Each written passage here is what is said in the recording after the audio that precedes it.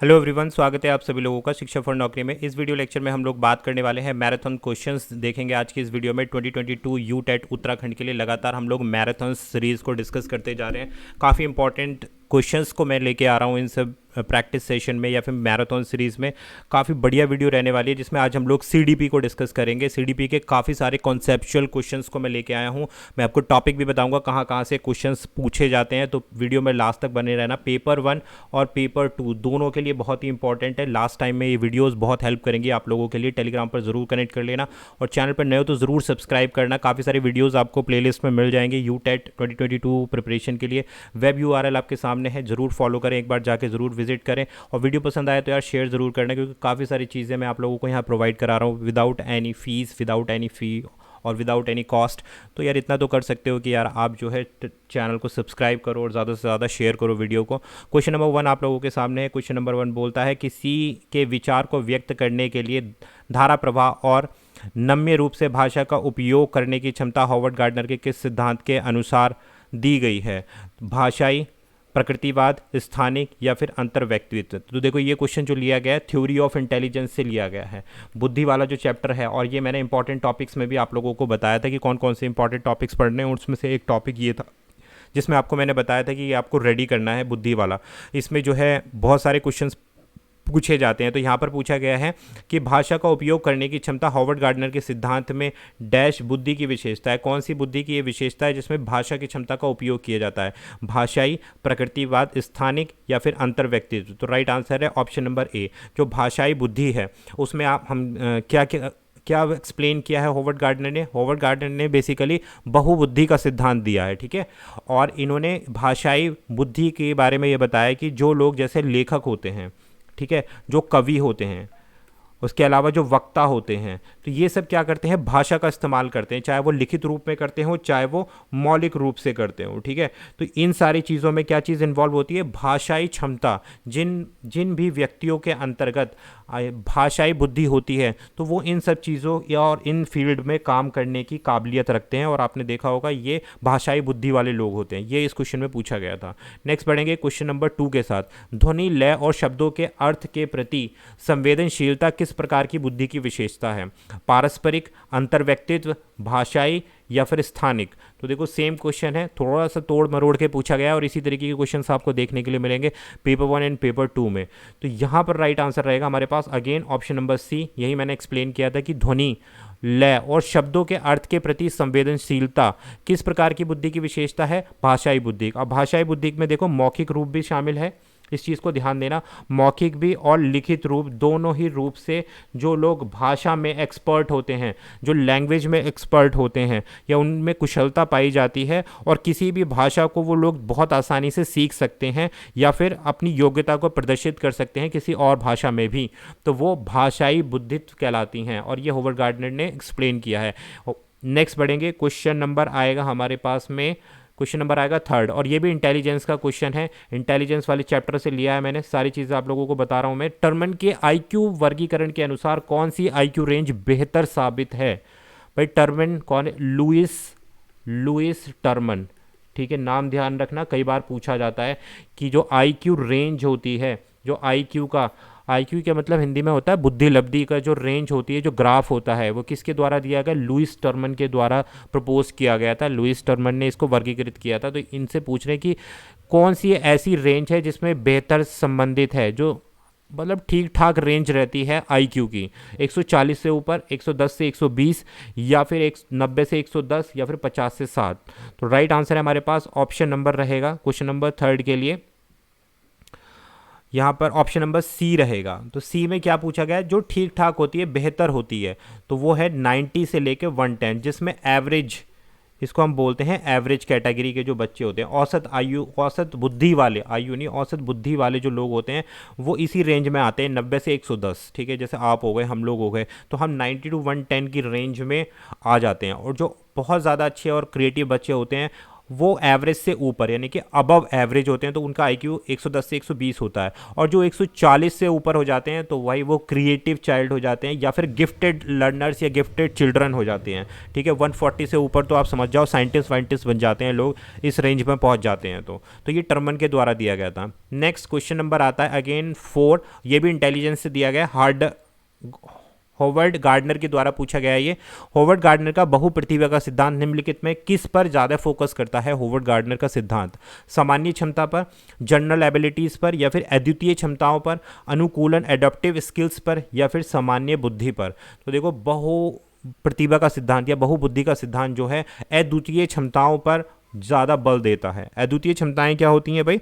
ऐसी क्षमताएं जो बौद्धिक क्षमता के अलावा जो कई क्षमताएं होती हैं, यानी कि आपके अंदर जो कॉग्निटिव स्किल्स, तो देखो बौद्धिक क्षमताएं सभी के अंतर्गत सभी में होती हैं, सभी व्यक्तियों में बौद्धिक क्षमताएं पाई जाती हैं।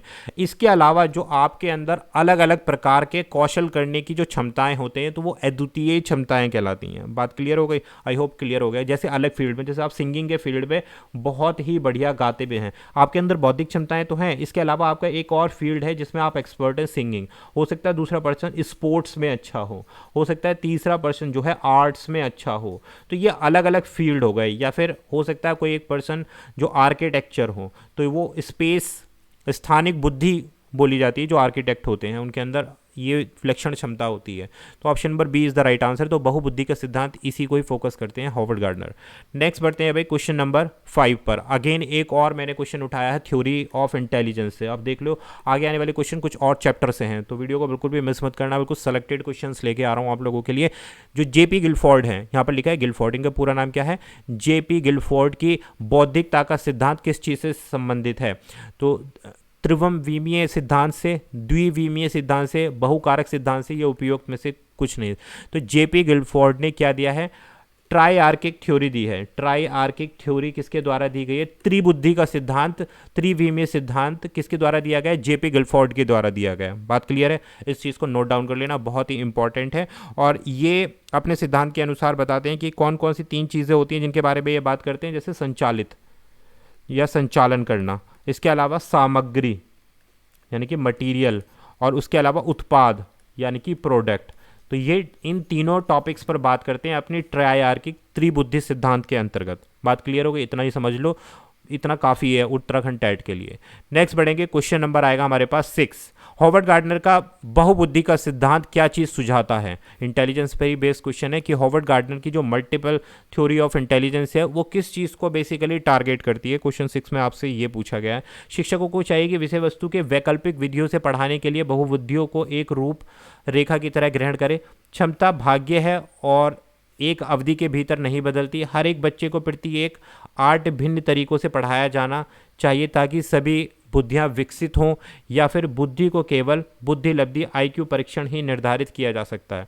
तो क्वेश्चन नंबर 6 के लिए राइट आंसर है ऑप्शन नंबर 1। शिक्षक को चाहिए कि विषय वस्तु को वैकल्पिक विधियों के से पढ़ाने के लिए बहुबुद्धियों को एक रूपता से ग्रहण करें।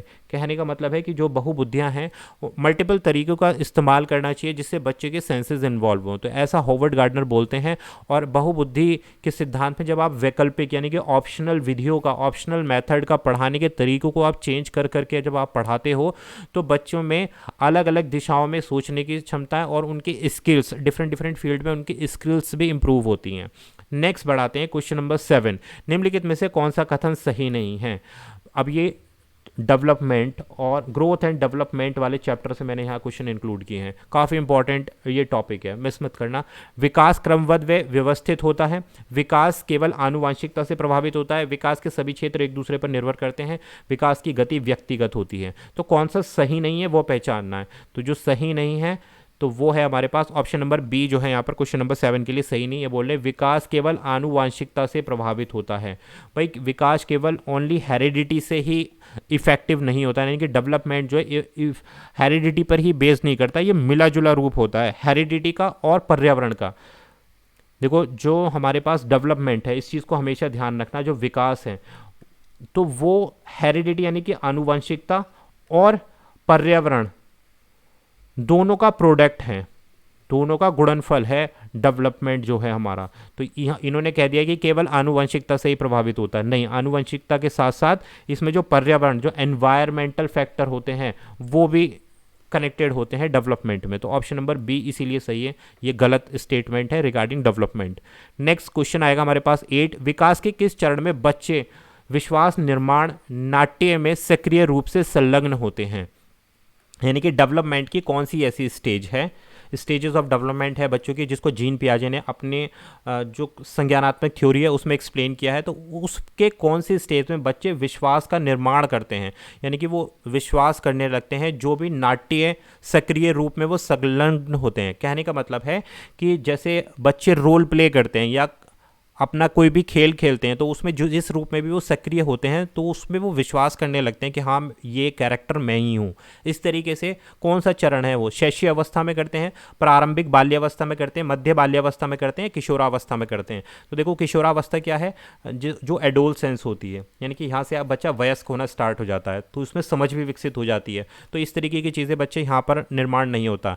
नाटक वाटक में जो बच्चे खेल खेलते हैं उसमें बच्चा जो है ऑप्शन नंबर बी प्रारंभिक बाल्य अवस्था जो होती है ना, तो उसमें इन्वॉल्व रहता है, जिसको हम बोलते हैं preschool age. Preschool age, इस एज में बच्चा रोल प्ले करता है। और रोल प्ले का मतलब ये है कि खेल में जब वो कोई भी अपना रोल प्ले करता है तो वो सोचता है कि हाँ यार इस खेल का किंग मैं ही हूँ, अपने आप को बिल्कुल रियल समझने लगता है, वास्तविक रूप में उस कैरेक्टर में ढल जाता है। तो ऐसा बच्चा प्रारंभिक बाल्यावस्था में सोचता है। नेक्स्ट बढ़ते हैं भाई क्वेश्चन नंबर 9 के साथ।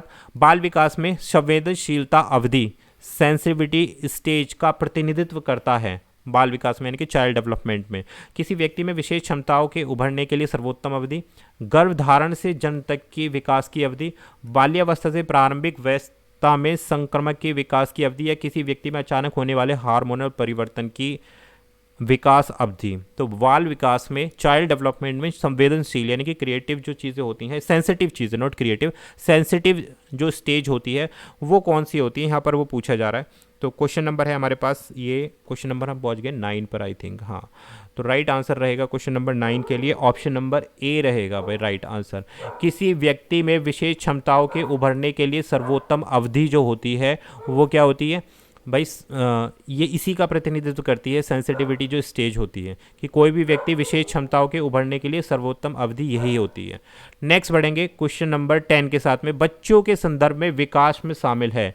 चाइल्ड के रिस्पेक्ट में पूछा जा रहा है कि डेवलपमेंट में क्या चीज़ इन्वॉल्व है। केवल गुणात्मक परिवर्तन, गुणात्मक का मतलब क्या होता है, केवल क्वांटिटेटिव चेंजेस, या केवल मात्रात्मक, क्वांटिटेटिव होता है मात्रात्मक, क्वालिटेटिव होता है गुणात्मक। ठीक है, गुणात्मक और मात्रात्मक दोनों, यानी कि क्वालिटेटिव एंड क्वांटिटेटिव बोथ, ना तो गुणात्मक परिवर्तन ना ही मात्रात्मक परिवर्तन। तो राइट आंसर रहेगा क्वेश्चन नंबर सी के लिए, बच्चों के संदर्भ में विकास में शामिल होती हैं, दोनों ही चीज़ें शामिल होती हैं भाई डेवलपमेंट में। हमेशा ध्यान रखना, जो विकास होती है उसमें क्वालिटी भी मैटर करती है, यानी कि गुणात्मक परिवर्तन, मात्रात्मक परिवर्तन भी होना चाहिए, और गुणात्मक परिवर्तन, क्वालिटी एंड क्वांटिटी दोनों होनी चाहिए।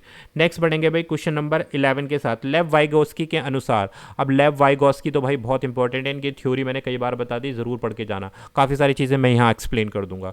बच्चों का संज्ञानात्मक विकास चरणों में होता है, तो क्या ये लेव वाइगोस्की कहते हैं? जी नहीं, यही क्वेश्चन को अलग कर दो। बच्चों का संज्ञानात्मक विकास कॉग्निटिव डेवलपमेंट स्टेज किसने दी है?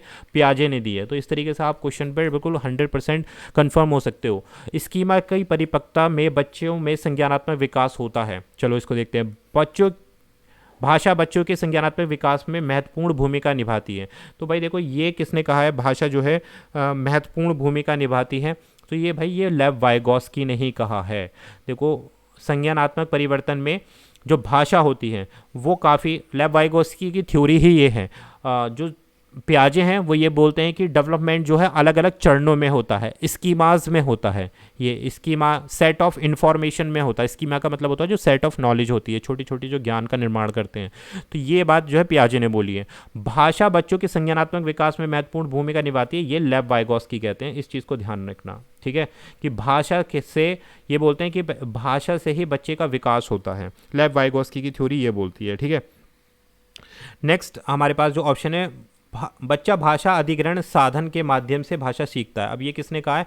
लैंग्वेज एक्विजिशन डिवाइस, जिसको हम बोलते हैं लैंग्वेज एक्विजिशन डिवाइस, हिंदी में भाषा अधिग्रहण साधन, ये बोला है नॉम चॉम्स्की ने। नॉम चॉम्स्की कहते हैं कि बच्चा जो है जन्मजात माध्यम से भाषा को ग्रहण कर लेता है। ठीक है, तो ऑप्शन नंबर डी ये है, नॉम चॉम्स्की के द्वारा बोला गया। सी को बोला है संज्ञानात्मक भाषा बच्चों के संज्ञानात्मक विकास में महत्वपूर्ण भूमिका निभाती है, लेव वाइगोस्की बोलते हैं।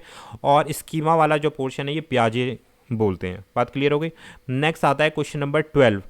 निम्नलिखित में से कौन सा मानदंड संदर्भित मूल्यांकन का उदाहरण है? असेसमेंट एंड इवैल्यूएशन से क्वेश्चन पूछा, मूल्यांकन और आकलन से, जिसका मैंने थ्योरी चैप्टर भी करा दिया। नहीं देखा तो ज़रूर चेक कर लेना, वेबसाइट पर मिल जाएगा। निम्नलिखित में से कौन सा मानदंड संदर्भित मूल्यांकन है? मानदंड मूल्यांकन समझते हो, दो प्रकार के मूल्यांकन होते हैं, एक होता है नॉर्म और दूसरा क्राइटेरिया बेसिस। तो जो क्राइटेरिया बेसिस होता है उसे हम बोलते हैं मानदंड संदर्भित मूल्यांकन। अब इसमें क्या होता है आप लोगों ने पढ़ लिया होगा, तो इसलिए अधिगम के न्यूनतम स्तर के मानदंड पर आधारित एक परीक्षा, मूल्यांकन मानदंड में प्रतिशत के साथ एक परीक्षा, मूल्यांकन मानदंड के रूप में स्कोर के साथ में एक परीक्षण, या डी बोलता है एक परीक्षण जो छात्रों को एक छात्र में स्थान प्रदान करने के लिए दिया जाता है। तो भाई देखो डी तो बिल्कुल भी नहीं होगा, डी बिल्कुल हटा दो।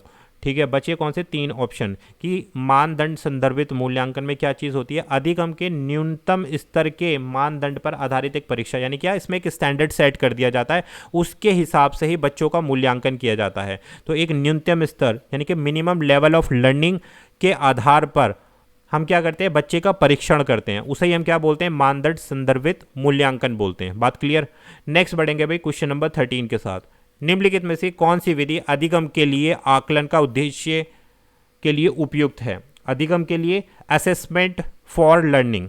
ठीक है, असेसमेंट फॉर लर्निंग पूछा गया है यहाँ पर। अधिगम के लिए आकलन, असेसमेंट ऑफ लर्निंग यानी कि अधिगम का आकलन, और असेसमेंट एज लर्निंग। तीन चीज़ें मैंने आपको बताई थी। आई होप अगर आपने पढ़ा होगा तो उसमें सारी चीज़ें क्लियर हो जाएंगी कि अधिगम के लिए आकलन का उद्देश्य क्या है। क्वेश्चन नंबर 13 में आप लोगों से यही पूछ रहा है। तो वर्ष में केवल एक बार जो परीक्षा होती है वो बच्चों के वैचारिक प्रगति का नियमित दस्तावेजीकरण या मानकीकृत परीक्षा, केवल स्मरण शक्ति पर आधारित प्रश्नोत्तरी। स्मरण शक्ति पर हटा दो, मानकीकृत परीक्षण हटा दो। वर्ष में जो एक बार परीक्षा होती है वो क्या होती है? समेटिव परीक्षा होती है। इस चीज़ को ध्यान देना। और समेटिव परीक्षा में क्या होता है? असेसमेंट फॉर नहीं, असेसमेंट ऑफ लर्निंग होता है। ठीक है, और असेसमेंट फॉर लर्निंग का मतलब क्या होता है? Formative assessment. मैंने आपको बताया था जो आपका नियमित रूप से आपकी प्रगति को इवैल्यूएट करता है। ठीक है, तो option number B is the right answer for question number 13। इसमें क्या होता है भाई? एक अच्छा टीचर जो है बच्चे का फीडबैक बताता है, जिससे बच्चे को इम्प्रूव किया जा सके, उसकी परफॉर्मेंस को सुधारा जा सके नियमित रूप से। जो उसका चार्ट बनता है तो वो किस में बनता है? अधिगम के लिए आकलन में बनता है। बात क्लियर। नेक्स्ट क्वेश्चन नंबर आता है 14। निम्नलिखित में से कौन मूल्यांकन का एक प्रकार नहीं है? नॉट पूछा गया है यहाँ पर। मूल्यांकन का जो एक प्रकार नहीं है, प्लेसमेंट मूल्यांकन, निर्णयात्मक मूल्यांकन, पर्यवेक्षण मूल्यांकन, या फिर नैदानिक मूल्यांकन। अब इसमें से कौन सा एक टाइप नहीं है ये पूछा गया है। तो देखो प्लेसमेंट मूल्यांकन वो मूल्यांकन होता है जो कोई भी चीज़ या कोई आपने लेक्चर नहीं दिया, बच्चों को कुछ नहीं पढ़ाया, लेकिन पहले ही उसका मूल्यांकन कर लो तो वो प्लेसमेंट मूल्यांकन कहलाता है। निर्माणात्मक मूल्यांकन, तो इसको अभी हम देखेंगे क्वेश्चन नंबर 14 में। और पर्यवेक्षक मूल्यांकन, नैदानिक मूल्यांकन आपको पता है जिसको हम बोलते हैं रेमेडियल इवैल्यूएशन। ठीक है, और पर्यवेक्षण जो मूल्यांकन है ये एक मूल्यांकन का प्रकार नहीं है। निर्माणात्मक मूल्यांकन भी एक मूल्यांकन का प्रकार होता है भाई। ठीक है, तो राइट आंसर क्या है? जो एक मूल्यांकन का टाइप नहीं है वो पर्यवेक्षक मूल्यांकन। निर्माणात्मक मूल्यांकन में जैसे समेटिव हो जाता है, समेटिव असेसमेंट आ जाता है इसके अंतर्गत, ये उसी का ही एक एग्जाम्पल है। बात क्लियर। नेक्स्ट बढ़ेंगे क्वेश्चन नंबर 15 के साथ। सही विकल्प की पहचान करें जो इंगित करता है कि नैदानिक परीक्षण मान्य है यदि। नैदानिक परीक्षण का मतलब क्या है? रेमेडियल। ठीक है, रेमेडियल नहीं, सॉरी, डायग्नोस्टिक, सॉरी। ठीक है, क्या बोलेंगे, मैं कुछ उल्टा बोल रहा हूँ, चलो आप समझ जाओ। नैदानिक का मतलब हिंदी में कंफ्यूज हो गया मैं भी। अलग अलग समय पर दिए गए परीक्षण समान परिणाम देते हैं। परीक्षण सामग्री निर्देशपरक उद्देश्यों में समानता रखती है। विभिन्न छात्रों को दिए जाने वाले परीक्षण समान परिणाम देते हैं। या फिर डी उपयुक्त में से कोई नहीं। आपको क्या बताना है? सही विकल्प की पहचान करना है जो नैदानिक परीक्षण मान्य हैं, जिसके बेसिस पर नैदानिक परीक्षण मान्य है। तो राइट आंसर है ऑप्शन नंबर बी रहेगा हमारा, कि परीक्षण सामग्री निर्देशपरक उद्देश्यों से समानता रखती है। पर देखो नैदानिक परीक्षण में क्या क्या चीज़ें इन्वॉल्व होती हैं कि वैलिडिटी होनी चाहिए, एग्ज़ाम में जो वैलिडिटी होनी चाहिए यानी कि उसमें वैधता होनी चाहिए। दूसरा, उसमें कंटेंट होना चाहिए, यानी कि सामग्री होनी चाहिए, ये चरण होते हैं भाई इसके, ठीक है। मानदंड होना चाहिए यानी कि क्राइटेरिया होना चाहिए, और निर्माण होना चाहिए नॉलेज का यानी कि कंस्ट्रक्ट होना चाहिए ज्ञान। एक बार और बता देता हूँ कि जो नैदानिक परीक्षण का बेसिकली मतलब क्या है कि डायगोनाइज करके लेके आना, ठीक है, डायगोनाइज करना चीज़ों को। तो वो आप कैसे करेंगे कि जो टेस्ट आप दे रहे हैं वो वैलिड होना चाहिए, दूसरा उसमें सामग्री होनी चाहिए यानी कि कंटेंट होना चाहिए, और इसके अलावा मानदंड यानी कि क्राइटेरिया होना चाहिए, और लास्ट में आता है प्रोडक्ट यानी कि किसी चीज़ का निर्माण होना चाहिए, कंस्ट्रक्ट होनी चाहिए, ज्ञान का कंस्ट्रक्शन यानी कि ज्ञान का निर्माण होना चाहिए। तो ये चीज़ें हैं। नेक्स्ट बढ़ेंगे क्वेश्चन नंबर 16। अधिगम विवशता की अवधारणा किसके द्वारा दी गई थी? अधिगम विवशता की अवधारणा किसके द्वारा दी गई थी? थ्रॉन्गडाइन, सेलिंगमैन द्वारा, वॉटसन द्वारा, या स्किनर द्वारा? इंपॉर्टेंट क्वेश्चन है, थोड़ा सा डिफरेंट क्वेश्चन है, ठीक है। तो राइट आंसर है, देखो बता देता हूँ, अधिगम की व्यवस्था की अवधारणा सेलिंगमैन द्वारा दी गई थी, ठीक है। और सेलिंगमैन ने क्या बोला था, देखो ये बताते हैं। अधिगम की विवशता की अवधारणा का मतलब ये है कि आपके पास फॉर एग्जांपल किसी भी कार्य को करने के लिए एक्सपीरियंस है, ठीक है, और उस एक्सपीरियंस के बल पर आप जिस प्रॉब्लम में फंसे हो उस प्रॉब्लम से आप बाहर नहीं निकल पा रहे हो, तो वो चीज़ क्या कहलाती है? अधिगम विवशता की अवधारणा कहलाती है। तो ये सेलिंगमैन ने बोला है इस तरीके से। दोबारा समझा देता हूँ। देखो, कोई एक ऐसी अवस्था जिसमें आपके पास ऑलरेडी उस अवस्था से निकलने का एक एक्सपीरियंस है, लेकिन फिर भी आप उस अवस्था से बाहर नहीं निकल पा रहे हो, जिसकी वजह से आप जो है डिप्रेशन में चले जाते हो, ठीक है, डिप्रेशन में चले जाते हो, स्ट्रेस हो जाता है आपको कि भाई मुझे चीज़ें पता है लेकिन ये मेरे लिए इतनी डिफ़िकल्ट हो रही हैं कि मैं उससे ओवरकम नहीं कर पा रहा हूँ। तो इस तरीके की थ्योरी अधिगम व्यवस्था की अवधारणा सेलिंगमैन ने दी थी। Option B is the right answer. Next question number आता है 70। छात्रों को प्रेरित करने के लिए शिक्षक द्वारा निम्न में से कौन सी विधि अपनाई जाती है? बच्चों को मोटिवेट करने के लिए, तो यहाँ से मैंने मोटिवेशन वाले क्वेश्चन डाले हैं, थ्योरी ऑफ मोटिवेशन भी आएगी आगे। प्रशंसा, बाल केंद्रित विधि, छात्रों से यथार्थवादी अपेक्षाएं रखना, या ये सभी? क्वेश्चन नंबर 17 के लिए राइट आंसर है ऑप्शन नंबर डी, ये सभी, कि बच्चों को भाई उनकी तारीफ भी करनी चाहिए, चाइल्ड सेंटर्ड विधि का इस्तेमाल करना चाहिए, और छात्रों से यथार्थवादी मतलब एक्सपेक्टेशन भी रखना चाहिए कि आपने उनको वर्क दिया है तो आप उनको उम्मीदें रखो, उनको बताओ कि हाँ मुझे आपसे उम्मीद है कि आप ये काम बहुत अच्छे से कर लेंगे। तो बच्चे अच्छा फील करता है, मोटिवेटेड रहता है, उसकी प्रशंसा करो 4 लोगों में, दूसरे टीचर से या उनके, तो उससे बच्चा क्या रहता है, खुश रहता है कि हाँ मैं पढ़ाई कर रहा हूँ तो मुझे तारीफ भी मिल रही है, तो बच्चे को मोटिवेशन मिलता है इन सब चीज़ों से। नेक्स्ट क्वेश्चन नंबर आती है हमारे पास 18। मैस्लो के अनुसार निम्न में से कौन सा एक मूलभूत आवश्यकता नहीं है? मैस्लो ने थ्योरी ऑफ हायरार्की दी है, थ्योरी ऑफ नीड्स दी है, ज़रूरतों के लिए एक चार्ट दिया है, तो उसके अनुसार इनमें से कौन से एक मूलभूत आवश्यकता नहीं है? शारीरिक अवस्था भैया मूलभूत आवश्यकता है, सामाजिक आवश्यकता भी, सुरक्षा की आवश्यकता, या फिर हिम्मत की आवश्यकता? तो देखो, जो स्टार्टिंग की जो 3 है ये बहुत ही ज़रूरी आवश्यकताएं हैं जो हर एक ह्यूमन बींग्स चाहता है। हिम्मत की आवश्यकता इसको आप हटा दो, इसके बारे में मैस्लो ने बात नहीं करी है।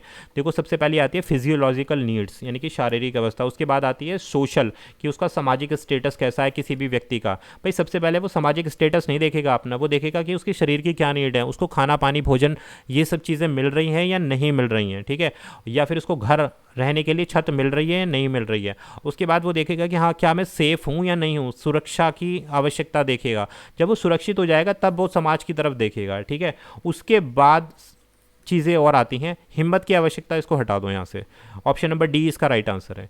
नेक्स्ट आता है क्वेश्चन नंबर 19। निम्नलिखित में से कौन सा सिद्धांत प्रेरणा का सिद्धांत नहीं है? कि कौन सा एक मोटिवेशन का प्रिंसिपल नहीं है? अंतः प्रेरणा का सिद्धांत यानी कि जो इंट्रिंसिक मोटिवेशन होता है, अंतोतार्थ अभाव सिद्धांत, पारिस्थितिक सिद्धांत, या मनोविश्लेषणात्मक सिद्धांत?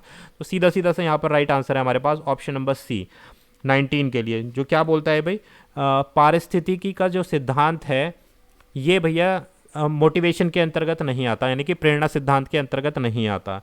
और इसके अलावा जो हमारे पास अंतर्नाद अभाव का जो सिद्धांत है ये हल ने दिया है भाई, ये हल ने दिया है, ठीक है, जिसको ड्राइव थ्योरी भी बोलते हैं। बात क्लियर हो गई? मनोविश्लेषणात्मक सिद्धांत किसके द्वारा दिया गया है? ये दिया गया है आपका सिगमंड फ्राइड के द्वारा, सिगमंड फ्राइड के द्वारा मनोविश्लेषणात्मक साइको एनालिटिक थ्योरी जो दी गई है। अंतःप्रेरणा का सिद्धांत यही है आपका मोटिवेशन थ्योरी, और ये जो दी गई है सेकंड वाला जो दिया गया है ये हल द्वारा दिया गया है, ठीक है, इसको ड्राइव थ्योरी बोलते हैं। ड्राइव थ्योरी बोलते हैं। ठीक है, आप लोगों ने पढ़ा होगा इसको कहीं ना कहीं अपने बीएड के कोर्स में। नेक्स्ट पढ़ेंगे क्वेश्चन नंबर 20 के साथ। कोविड-19 महामारी के दौरान परीक्षा में छात्रों के प्रदर्शन पर नकारात्मक प्रभाव पड़ा है। इस कथन में निम्नलिखित में से किस संबंध पर प्रकाश डाला गया है? ऑप्शन नंबर है प्रतियोगिता और अनुभूति, अनुभूति और भावनाएं, आनुवांशिकता और प्रदर्शन, आनुवांशिकता और पर्यावरण। ये भैया जो कॉग्निशन वाला चैप्टर था ना, कॉग्निशन संवेग वाला जो चैप्टर था उससे लिया गया है ये। ठीक है, तो भाई कोविड-19 के दौरान महामारी में भैया बच्चों की परीक्षा पर नकारात्मक प्रभाव पड़ा है, तो निम्नलिखित में से किस संबंध पर प्रकाश डाला गया है? कौन सी चीज़ बताई गई है? तो राइट आंसर है यहाँ पर अनुभूति और भावनाएं। अनुभूति यानी कि कॉग्निशन और इमोशंस, दोनों चीज़ों पर यहाँ पर प्रभाव पड़ा है, दोनों चीज़ों को प्रभावित किया है इस चीज़ ने।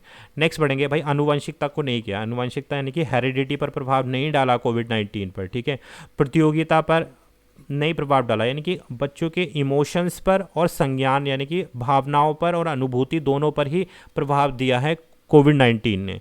नेक्स्ट बढ़ते हैं क्वेश्चन नंबर 21 के साथ। निम्नलिखित तथ्यों में से कौन सी भावनाओं के मनोविज्ञान में कम से कम चर्चा की गई है?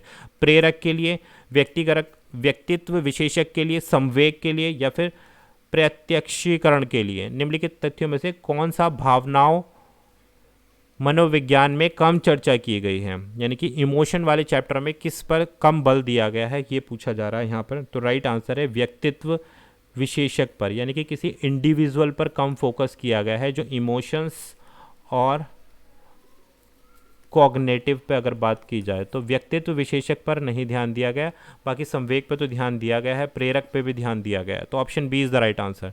नेक्स्ट क्वेश्चन आता है भाई 21, देखते हैं। संज्ञान एवं संवेग के बीच किस प्रकार का संबंध होता है? कॉग्निशन और इमोशन के बीच एक दूसरे से स्वतंत्र है, एक दिशा है, या एक दिशा संज्ञान संवेगों को प्रभावित करता है, या द्विदिशा है, दोनों के बीच एक गतिशील पारस्परिक क्रिया होती है? तो देखो भाई, संज्ञान एवं संवेग जो है ऑप्शन नंबर डी, ये बाई डायरेक्शनल होता है, यानी कि द्विदिशीय होता है, जिसमें ये एक दूसरे की गतिशील पारस्परिक क्रिया यानी कि एक दूसरे पर इंटरडिपेंडेंट होते हैं। तो option number D is the right answer. तो भाई ये था आज का हमारा मैराथन का लास्ट क्वेश्चन। आई होप आपको क्वेश्चन समझ में आए होंगे, लेवल ऑफ क्वेश्चन बहुत अच्छा लगा होगा। अच्छा लगा तो आप चैनल को सब्सक्राइब कर सकते हैं, वीडियो को शेयर कर देना और कमेंट ज़रूर लीव करना कि आपको क्या समझ में आया, क्या समझ में नहीं आया। और नेक्स्ट बहुत ही जल्दी आप लोगों से एक और वीडियो के साथ में मिलेंगे। Thank you for watching, subscribe कर लेना चैनल को।